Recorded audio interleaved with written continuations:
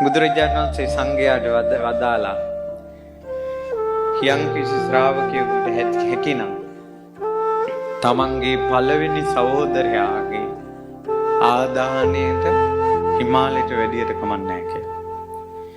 හැකි ශ්‍රාවකයෝ පාත්‍ර සිවුරු අරන් රජගහ නුවර ඉඳලා යොදුන් ගණනක් දුර හිමාලයට පාගමනින් වැඩි. එදා මේ මුනිදු ලෙනට වැඩලා සිංහ සීයාවෙන් සෙතපෙලා ආයු සංස්කාරය අතහැරලා පහන් සීලක් නිවී යන විදිහට නිවී ගියා. හිමාලයේ තිබුණ මල් සලිත වෙලා මහා මේඝය වැදහැරිලා සුළං රැළිය වේලා මල් බිමට හැලී ශෝකයක් ඇතෝ.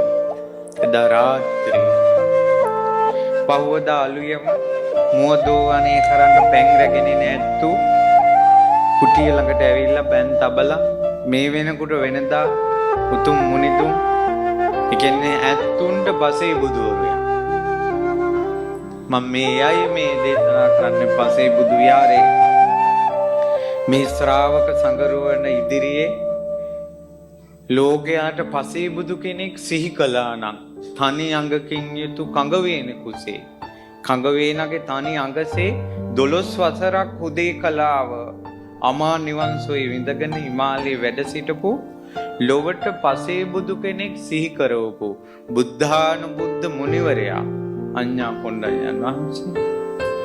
ඒ මුනිදුන් මේ වෙනකොට වෙන දැහැරලා අද නැහැ. කුංචනාද කළා.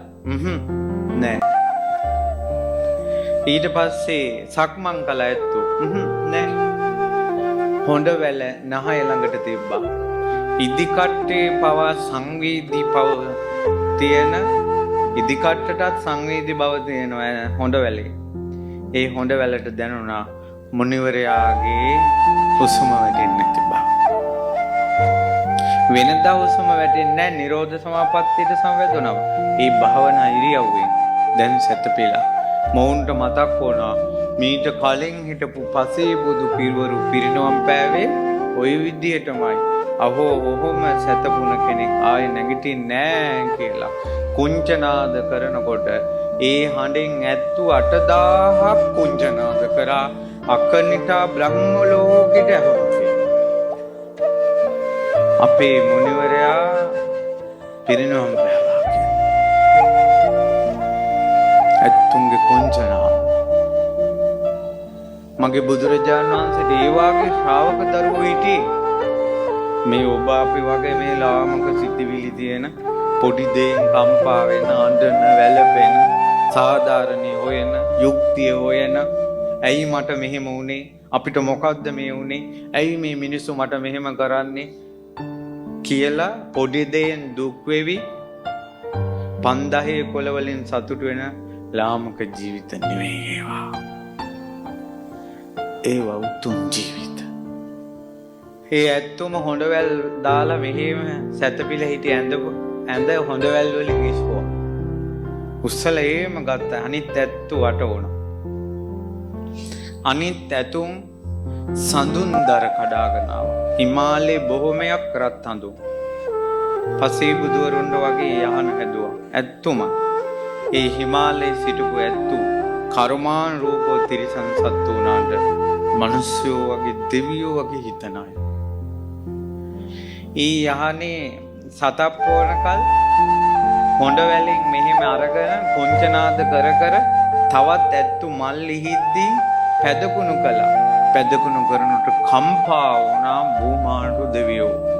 තිරිසන් සත්තු පවා මේ මුනිවරයාට මෙහෙම පුදද්දී අත් නැති සත්තු හොඬවැලින් මුනිවරයාට උපස්ථාන කරද්දී මේ දිව්‍යත් කුමටද කියලා හිතුණා. දෙවිවරු ඇත්තුන්ට පේන්න පහළ වෙලා දිව්‍ය අතෙන් දේහය ගත්තා.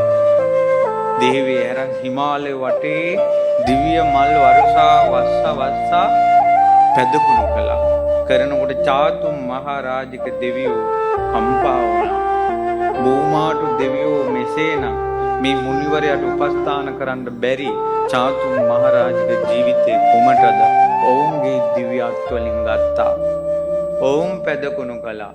මේ විදිහට තාවතින්ස දෙවියෝ, යාම දෙවියෝ, තුසිත දෙවියෝ, නිම්මාන රති දෙවියෝ, පරනිම්මිත වසවත්සි දෙවියෝ, බ්‍රහ්මලෝකවාසී දෙවියෝ අකනිටා බ්‍රහ්මලෝකයේ දක්වාම දේහය වැඩමුවා.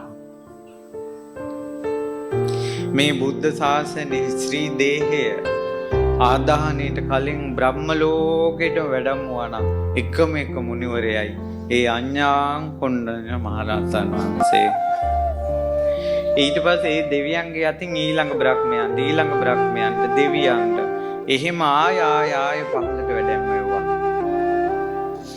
අකනිටා බ්‍රහ්ම ලෝකෙන් පහළ සෑම දිව්‍ය ලෝකයකම දෙවරක් උපස්ථාන කළ ආදාහන උපස්ථාන. එහෙම කළා ආය ඇත්තුන්ගේ අතට දෙනකොට දවස් 7ක් ගිහිලා.